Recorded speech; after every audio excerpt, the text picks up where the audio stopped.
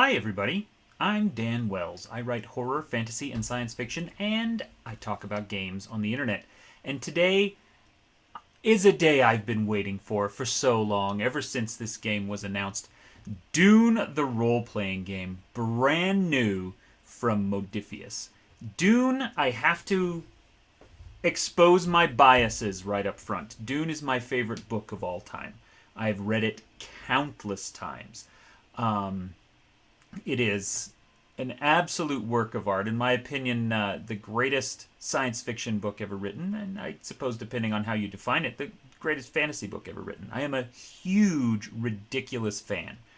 And so, on one hand, you might expect me to kind of overlook this game's flaws, and on the other hand, you might expect me to be needlessly nitpicky about all of its flaws and demand perfection from it. I like to think that I fall somewhere in the middle, accurately reflecting what's actually there. But in general, I love this game and think it's amazing. So maybe there's a little bit of rose-colored glasses going on, but I don't think so. It's a genuinely great game, and I'll get into it. But first, let me tell you a little bit about Dune. It is decades old, and so the odds are good that if you're a science fiction fan, you've heard of it or seen the movie or the miniseries, if not actually read it and many of its other things. It is written. The original book was written by Frank Herbert and has 4 sequels. There have since been a multitude of sequels written by Frank Herbert's son Brian Herbert and my friend Kevin J. Anderson. And they are fantastic, all of them. Some of them weirder than others, some of them different tonally. The very first one, just called Dune, is by far the best one, but I do love the whole series. So, hooray for that. It is about a kind of a space opera science fiction world about a multi-planet, galaxy-spanning empire that is ruled over by an emperor and a bunch of houses, such as the famous House Atreides, House Harkonnen, House Carino, etc., etc. There, one of the things that I really love about this is that it focuses so much on intrigue. There are layers and layers of politics and deception and lies and intrigue going on. 2 of my favorite scenes, in fact, probably my 2 favorite scenes in the book. One of them is a dinner party when House Atreides first shows up on the planet Dune of Arrakis. They have a dinner party where they invite some of the other local notables to come and kind of get to know everyone and this new planet that they're now in charge of. And it has all of the tension and suspense of an action scene. It is every bit as threatening and menacing, but it's just a bunch of people having a conversation over dinner. And the way that Frank Herbert is able to layer such incredible depth and menace into people having a conversation is beautiful. Similarly, in the second half of the book somewhere, there is a knife fight where the villain of the story, Baron Harkonnen, he has his nephew, Feyd-Rautha, who, you know, is his heir and all these other things, but more importantly, to this particular scene, he's fighting in some kind of gladiator arena where they fight with knives. And we see Feyd-Rautha, we see from his point of view as he fights this other person, and there are conflicts that crop up, and again, there are layers and layers of intrigue just in the knife fight itself, the way that the weapons are handled, the different specific moves that are made, things that Feyd-Rautha realizes as he is fighting, and he thinks, oh, someone's trying to kill me this way, and then there's clearly this other scheme going on, and there's just so much beautiful stuff in it. And then at the end, of course, he says the line, never let them know which hand holds the poison or which blade holds the poison, one of the two, and which is just an incredible line, even though I couldn't remember the exact wording of it. Anyway, it's a wonderful setting. And one of the things that makes it so interesting is that despite being this galaxy spanning science fiction universe, they have eschewed, if not outright banned, a lot of advanced technology. So, for example, no computers. Any machine capable of anything resembling thought, even if it's just computation, is strictly outlawed because, similar to, for example, Battlestar Galactica, in their past, they had an uprising of intelligent machines that tried to take over, and they struck them down. And then, in order to make sure that that never happened again, they strictly banned any kind of thinking machine, any kind of artificial intelligence at all. That was called the Butlerian Jihad, and now there are no computers in this universe. And so that means that a lot of the careful computation is done by someone who's called a mentat, which is like a human computer, someone who's been trained to use their brain for incredible calculations. It also means that faster than light travel is essentially impossible because there's no way to control a ship at that speeds, there's no way to do the precise calculations required. But then they discovered the spice. The spice is this incredible semi-magical substance that is available only on one planet, Arrakis, Dune. And this spice allows people to effectively see the future if you take enough of it. And this is a secret tightly held by the Spacing Guild that is now the only people who are able to travel faster than light. They use a folding space technology, which is only possible because they can see the future and pick exactly the right future that they need and go there. And that is how faster than light travel works. They also have a shield technology that can protect not only ships and buildings and places, but individual people. But these shields react very poorly with lasers. And so where you would expect, the Star Wars blaster or a Star Trek phaser kind of thing, none of that is in here. Shields can protect you from lasers, or from physical bullets, but lasers will make a shield blow up. And so lasers are strictly forbidden and illegal. And if anybody is found using them, everyone else in the galaxy will immediately gang up on them and kill them. So nobody dares to do it because they know that they'll be, instantly murdered. And so what that results in is this powerful spacefaring society in which most combat is done hand to hand with swords and knives.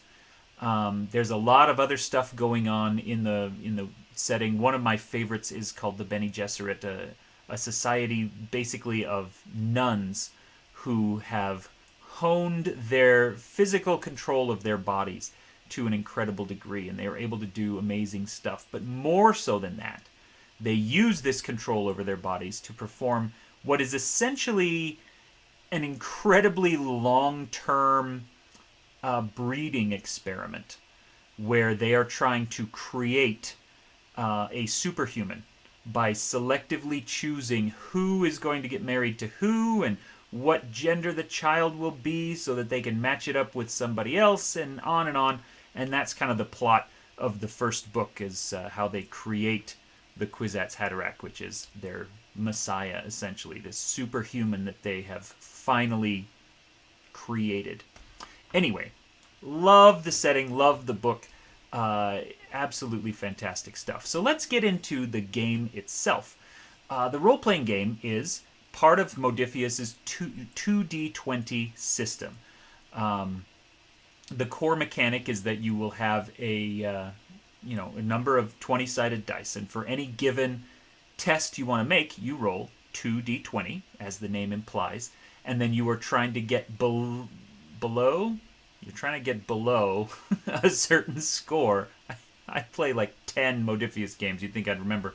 And every die that rolls below that score counts as a success. Different tests will require more successes. Something that is very easy might be 1 or even 0 successes required, but you still want to roll it, which I'll explain in a minute. Something that is very difficult might be 4 or 5 successes. How do you roll 4 successes on 2 dice? Well, there's a couple of different ways. Number 1, anything that rolls a 1 is a critical hit.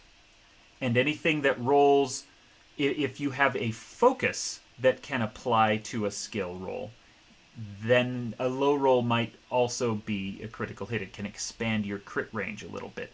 A crit counts as 2 successes. So if both dice crit, you could conceivably roll 4 successes on 2 dice. What a focus is, for example, is let's say that you're going to use the battle skill, which is the skill that this game uses for any kind of combat. And so let's just say dueling. You're in a duel with somebody, like Fade Routha with the knives. And if you have a focus in knife, and if your battle skill is, for example, 6, then any roll, because the focus applies, any d20 that rolls 1 through 6 is a crit. So having a focus you can apply to a particular task makes it a lot more likely that you'll get a bunch of extra successes. So that's great. Now, what you do, every success you roll above what you need. So if you need 2 successes and you roll 3, that extra success turns into something called momentum. Momentum is a player resource that you can use to do a ton of really cool stuff. For example, you can buy extra dice. So you spend some momentum, and then all of a sudden you're rolling 3 or 4 or even 5 dice at the maximum, so that you have even more chances to succeed. That's why it can be really valuable to do a difficulty 0 skill test. You can pass it without rolling, but if you do roll, you have the chance to roll a bunch of extra successes and bank a lot of momentum that you can save and use for the future. There's a lot of different uses for momentum. We'll get into that in a little bit. But the other side, the flip side of the momentum coin, is something called threat, which is a GM resource that the game master can use to do bad things to you. And for the most part, it's about opposite. The game master can use threat to buy extra dice and have their characters roll extra dice against you. You can use momentum or threat to create new traits or assets in the middle of a scene that might make things easier or harder. There's a lot of uses for both. And the interplay, as you go back and forth between threat and momentum, creates some really great story elements. The final resource is called determination. And determination is something that you can use to kind of access really incredible powers. Not like charging up an ultimate in League of Legends or whatever, but more like if you've got, core traits that represent who you are. If there are key truths about you as a person, then you can use determination to basically set one of your dice. So if you're about to roll 2 dice, you can use determination, if one of these truths apply, to have that die roll count as if it rolled a 1, which therefore counts as 2 successes. So determination can be really valuable. It's basically your character digging down and doing something incredible when the chips are down, when the situation is dire. Anyway, I want to show you the game itself, because as you can see, the art for this is gorgeous. It is a really, really pretty game. And the art throughout is just, I love the color palette. I love the way that the art is designed. I do want to walk you through a lot of different things. And actually, the first part about character creation is house creation. But before we get to that, I would love to look at there's a sample character in here. Let's find her. And this can help us to see exactly how the game works, okay? Because every 2d20 game is slightly different. This one has 6, I lied to you. There are 5 drives, and there are 5 skills. The skills I already described, right? When you're trying to do something, you need a skill. So the skills are battle, communicate, discipline, move, and understand.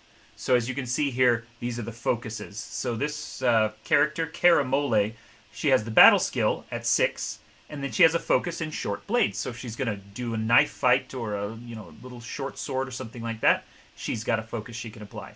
Move, she has a focus in stealth, but she could just as easily have a focus in climbing or in running or something like that. Move covers any way that you need to move, whether that is subtly or boldly or up the side of something, or maybe it has to do with you flying a ship or an ornithopter or piloting a vehicle. Any way that you move, that falls under move.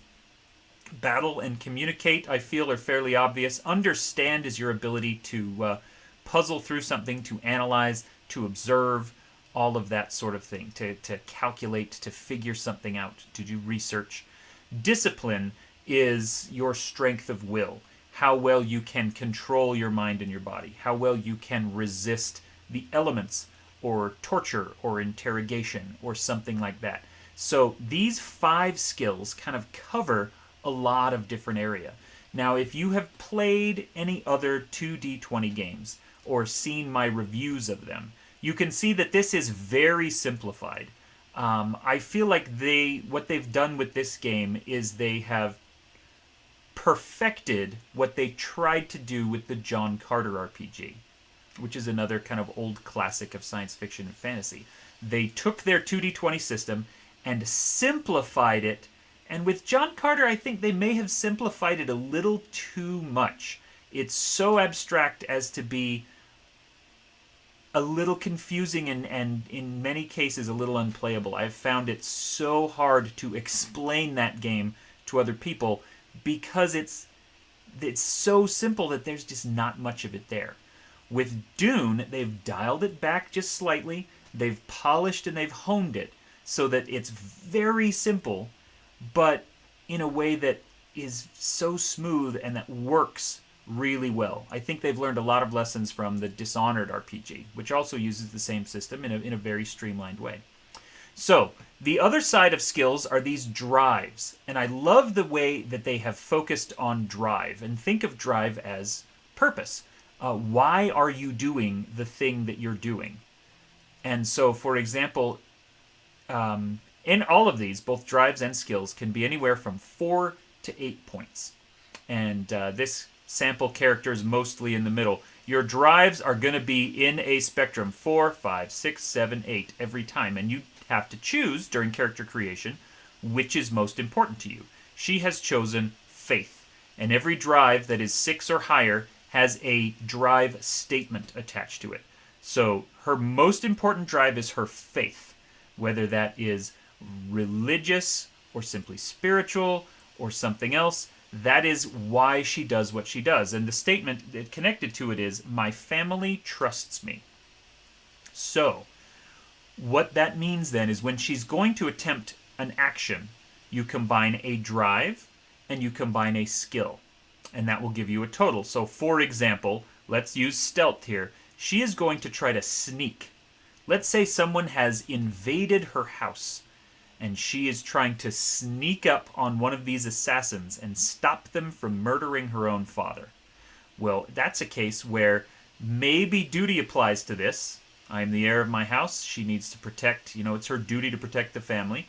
But you could also argue, my family trusts me. My family is relying on me to stop this assassin. Therefore, I am driven by this faith and by this drive statement. So you take faith, 8, and you take move, 6, and she gets a 14. And then she rolls her dice, and every die that is under 14 counts as a success. Every die that is under 6, because she's using this stealth focus, counts as 2 successes.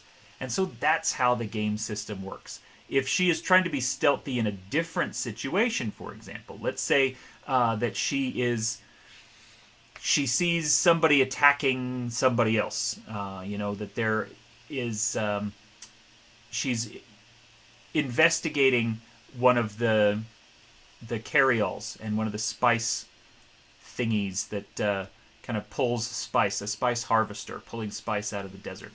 And she sees somebody abusing one of the workers there, and so she's going to sneak up behind them and stop them from abusing this worker. Well, that might be justice, right? which is her weakest drive, so she's not very good at it. So it's the same stealth, but because her drive is different, because she's doing it for a different reason that she doesn't necessarily believe in as much, it's much harder for her. 4 plus 6 is only 10. She's not as invested in saving this one little worker as she is in saving her own father. I have the only other game I've seen that really uses this a similar system where it kind of gamifies your intentions and your connections to other people would be the Smallville RPG, which is justifiably famous in a lot of circles for the way that it kind of uses this idea of drive and purpose and connection to gauge how easy and how hard something is. I love that, and I think it applies really well here in Dune. Now, this is obviously very different from the Smallville system, but they both share that focus on drives, which I think is great. Now, so that is most of your character. On top of that, every character is going to have a certain number of traits. This is noble, she is honorable, and she has Bene Gesserit training. And then she has her ambition, and this is where that determination comes in. Those determination points. Her ambition is to become a secret master assassin.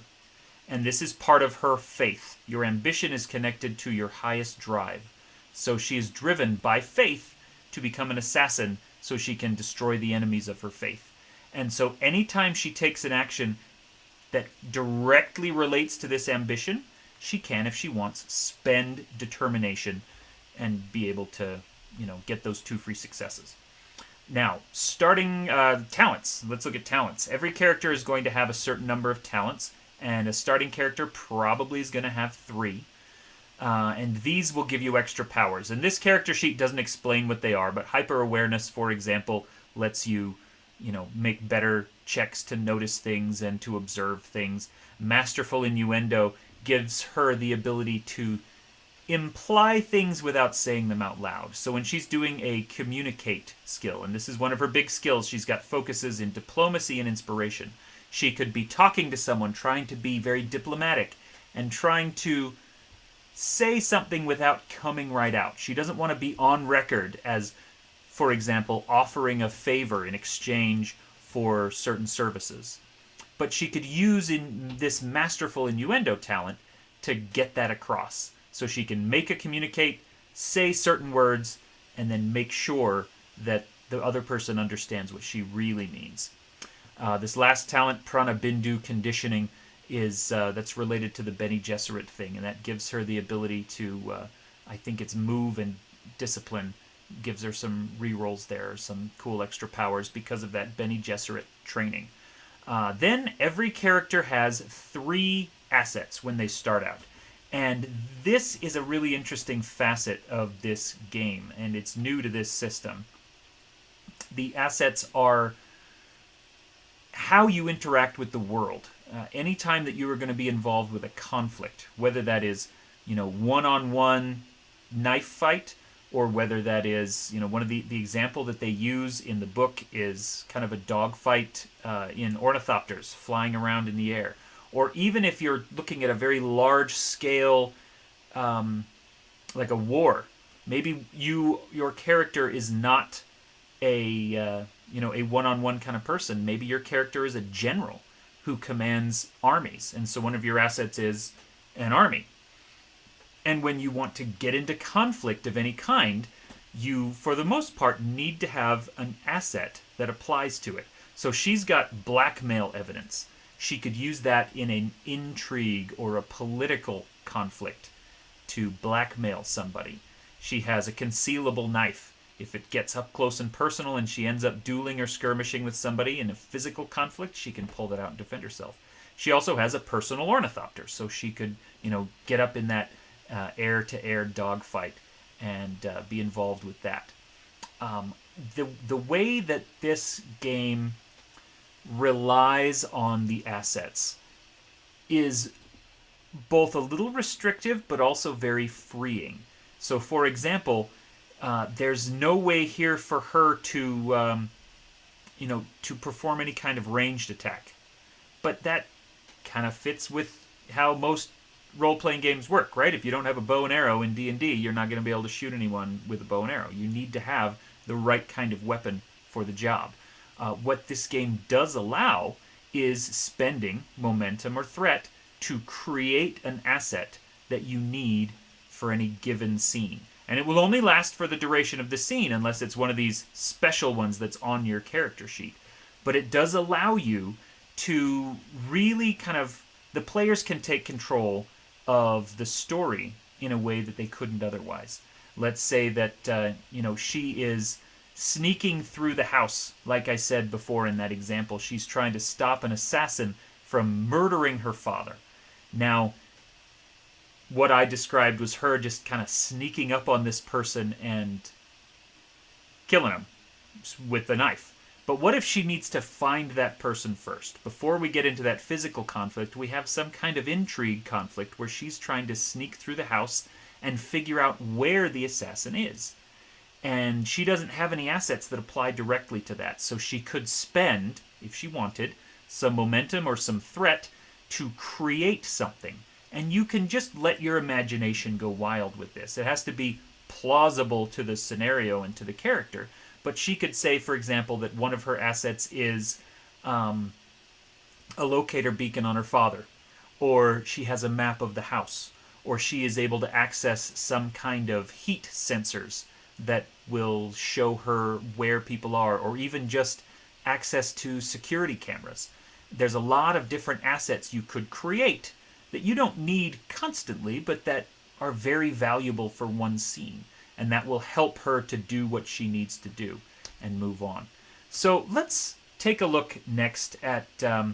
I do promise I'm going to get to the house creation, but since we're talking about the rules themselves, the way that conflicts are handled in here is really nice. Okay. So, like I said, you need an asset in order to participate in a conflict. But this game has kind of streamlined the idea of attack, of conflict, so that you don't need to worry about armor class, you don't need to worry about hit points. It's all down to that very basic, rolling the 2d20, trying to get a certain number of difficulties, trying to hit that target number, the difficulty number. And so let's assume that our hero, Kara Mole, is going to be attacking a guard. Just a random mook off the street, what is considered to be a minor NPC. They only need one success to defeat that person. Or I don't know how many successes, but they need to, they need to hit the target number. Let's say it's 2. And so they roll their battle skill, or they roll their stealth skill, or whatever skill the game master determines, or whatever skill the player says, well, I'm going to sneak up and kill him from behind with my knife. I'm going to roll stealth. Okay? So they roll. And if they succeed, they hit the right difficulty number, then they succeed. The guy's gone. There's no need to count a bunch of hit points out because this is a little abstracted beyond that point. But let's say that the person she's trying to attack is, rather than a minor NPC, it is a notable NPC, or even a major, super important NPC. In that case, the way they've done this, I think, is really nice. There's a game mechanic inside the 2d20 system called an extended task. And it's used, for example, in Star Trek Adventures. Anytime you are going to be doing any kind of significant repair work or engineering work or research or modifications to technology, you will use an extended task to represent that. So let's say that, for example, you're flying around in your starship and you need to do let's say you need to map a sector of the galaxy. So that's a bunch of, rolls over time. It's not something you can do in a single roll. And so they have a little system that's all worked out where there's a target number and you need to succeed a certain number of times, and that all, it's called an extended task. It's a really simple system that works really well. What they've done here in Dune is that they have applied that extended task system to conflict, which is wonderful. So let's say, first of all, your asset has a quality. And as a starting character, the quality is 0. It can go as high as 4. When you succeed on a roll for a conflict, you do damage or work or whatever you want to call it equal to the quality plus 2. So in this case, if she sneaks up behind somebody and stabs them with her dagger, and it's not just a mook off the street, it's someone who's actually going to be a significant challenge, then she has done 2 damage to them. How much damage does she need? That is equal to whatever relevant skill the person has. So if this is combat, you could say that the requirement for the extended task is equal to their battle skill. And so she needs to, that would be, let's say, 6. And so she needs to succeed at 3 different tasks, or she needs to spend some extra momentum to do some extra damage, and end up beating this guy 3 times, because each time will do 2 damage, and then that'll be the 6 that she needs. And this applies to any form of conflict. If you are up in that ornithopter flying around, then maybe it is the enemy's move skill that becomes the requirement, and that determines how much work you have to do, how much damage you have to do. Or maybe it is, back to that idea of the general fighting the war, then it is the other person's, their communicate skill because you're trying to break the morale of their army. If you're trying to interrogate somebody, it is their discipline skill that sets the requirement for that task. And so it's a very simple system, but they have done really good work. They've done a great job of applying it to different types of conflicts of different scales. Whether it is one-on-one, or it's talking, or it's fighting, or it's sneaking around, they all can use this same system, and it plays fast, it's very narrative, and it works really well. It's great. Now, like I promised, we're going to get back to creating a house. Now, there are a bunch of other rules, and I'm not going to explain every single rule in the game because, it's a couple hundred pages long. But trust me when I say they have done really good things with the 2D20 system. They've applied it to Dune really well, and I like what they have done with it. Some really great innovations. Anyway, so back to the beginning of the book. We have a huge chapter about the world itself. And this talks about, for example, what is the Landsraad Council, which is all the great houses that work together and help the emperor to manage the empire. They talk about Chom, which is the huge corporation that kind of manages everybody's money. They've got a whole bit on the Spacing Guild. They've got Ix and Claylax, which are kind of the creepy weirdos of the setting who engage in not outright illegal, but certainly questionable technology. There's a section where it talks about the Bene Gesserit, the Suk Medical School, the Mentats themselves, lots and lots of different stuff. It's great. And so, but the kind of core function of the politics and the diplomacy of this setting is the house. And so before you create your characters, if you're going to be playing a big campaign, or if you want to get very detailed with a one-shot, you create your house as well. And this could be something small, or this could be a great house. You decide. And choosing what kind of house you're going to create helps you determine kind of the danger level of the campaign and the scope of it. If you're playing a great house on par with Atreides or Harkonnen or Carino, then yes, you're going to be dealing with big, bad, scary things. You might be enemies of other great houses, or even enemies of the Bene Gesserit, or one of these great schools or powers.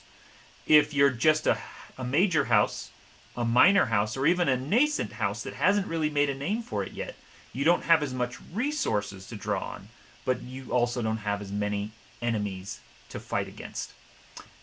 So the first thing you do is figure out the domains. I like this system a lot. And as you can see down here, depending on how big and impressive your house is, the more or fewer domains it's going to have. Let's look at a minor house. You get one primary domain and one secondary domain. Your primary domain is what you are known for.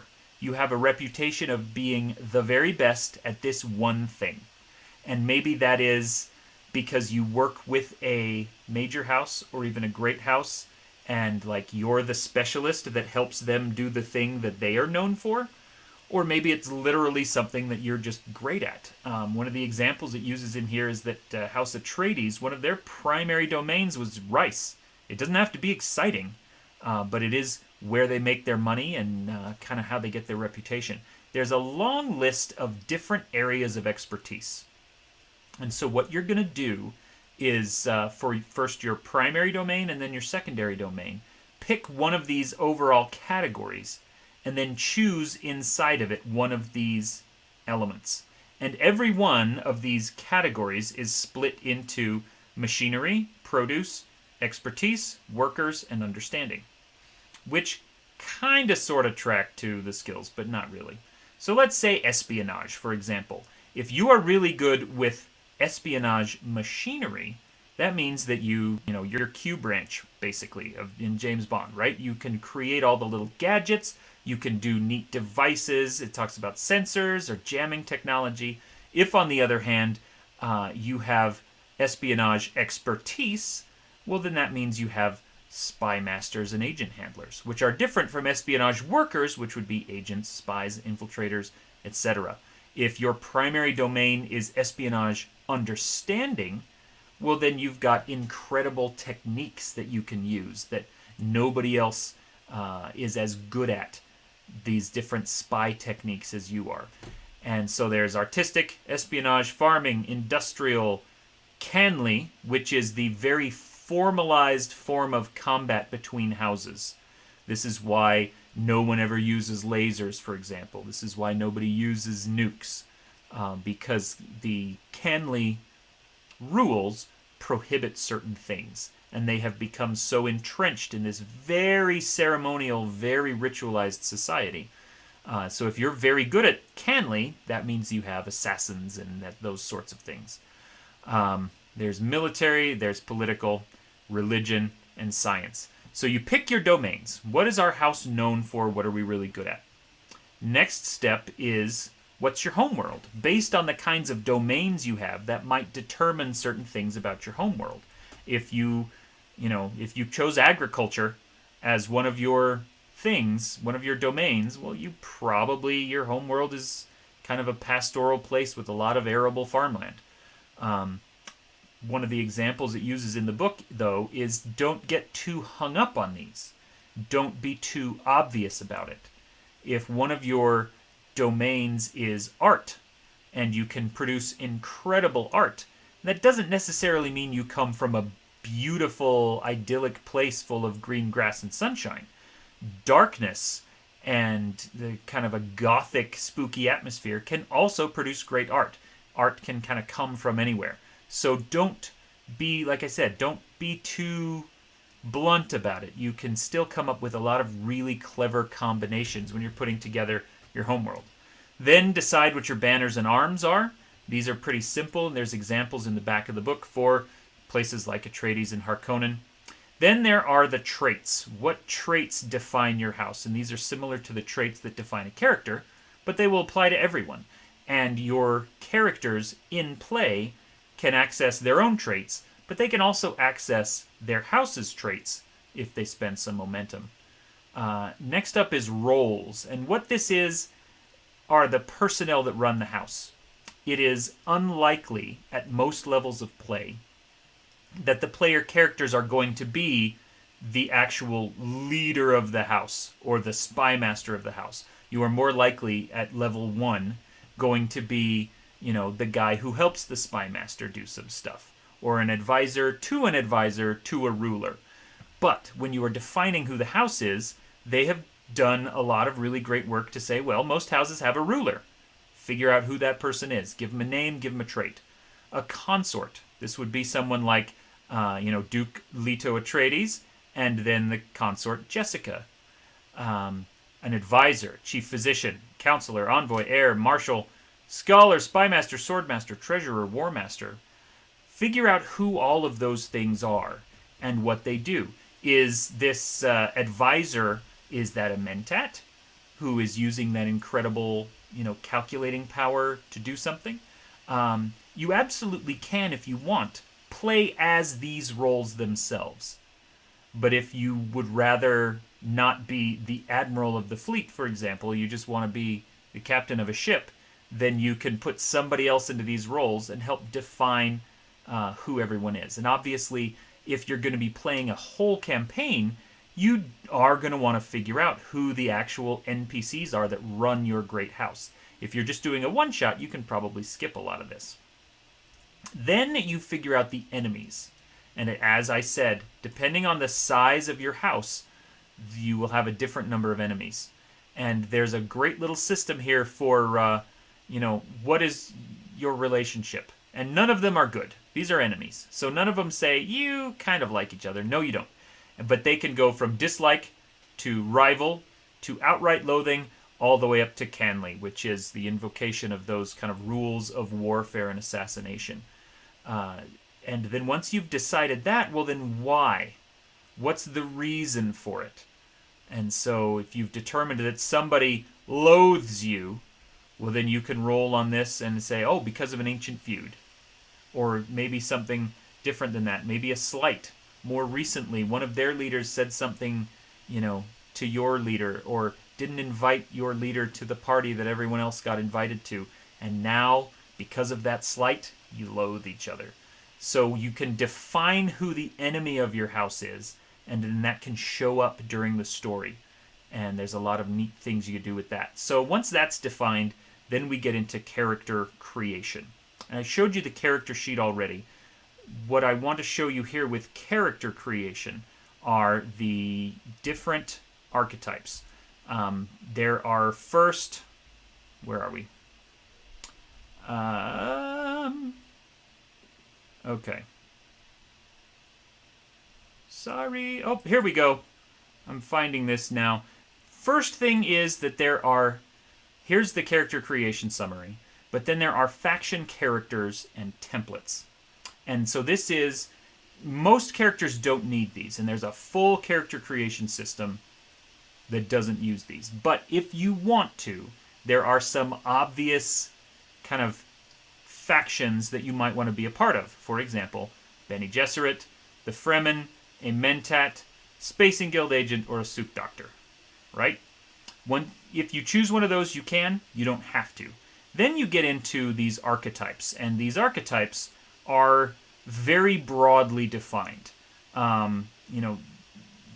So this is the whole list of them. And basically there's 4 per skill.